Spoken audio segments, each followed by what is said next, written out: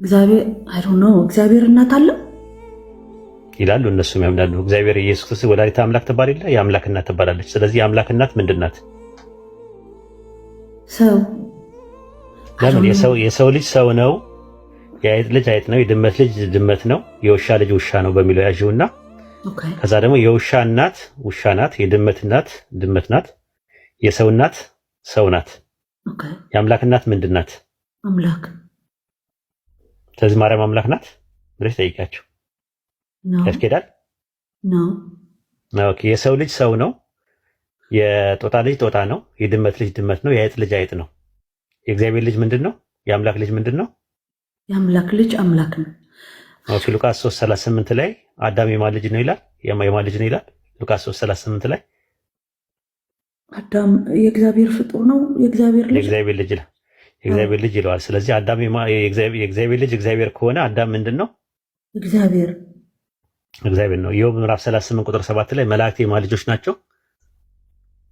እግዚአብሔር። ስለዚህ መላእክት ምንድን ናቸው? እግዚአብሔር ናቸው። በቃ እንዲህ አይነት ነገር ሎጂኩ አያስኬድም ነው ለማለት የፈለገው። አይ ኦንቶሎጂካሊ ከወሰድሽው አደጋው ብዙ ነው፣ መዘዝ ይዞ የሚመጣው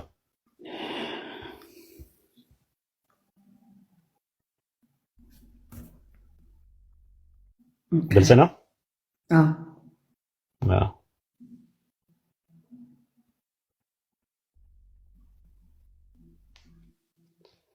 ማርያም ወይ እኔ ወለድኩት አንቺ ታቀፍሽው አለ እንትና ሲናገር ዚቅ ላይ ቅዱስ ያሬድ በዚቁ ምን አለ? ማርያም ወይ እኔ ወለድኩት አንቺ አቀፍሽው አለ ራሱ ማለት ነው።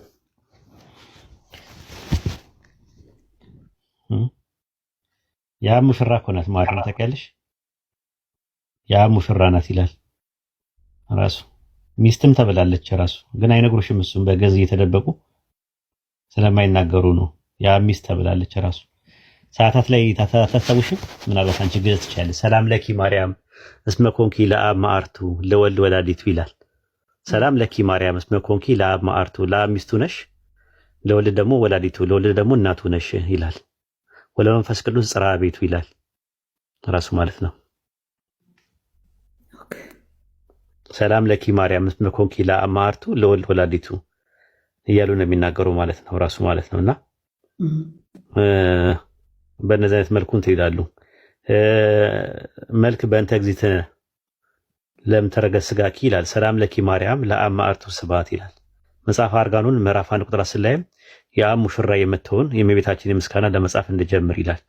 የአብ ሙሽራ ናት ወልድን የወለደችለት ማለት ነው። እንትናም ቱርቱሊያም እንደዛ ነው።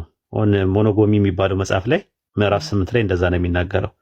ማርያም ሁለት ነገር ናት አለ። was both virgin and wife of one husband ድንግልም ናት እና ደግሞ ለአንድ ባል ሚስት ናት ይላል። ብዙ አለ።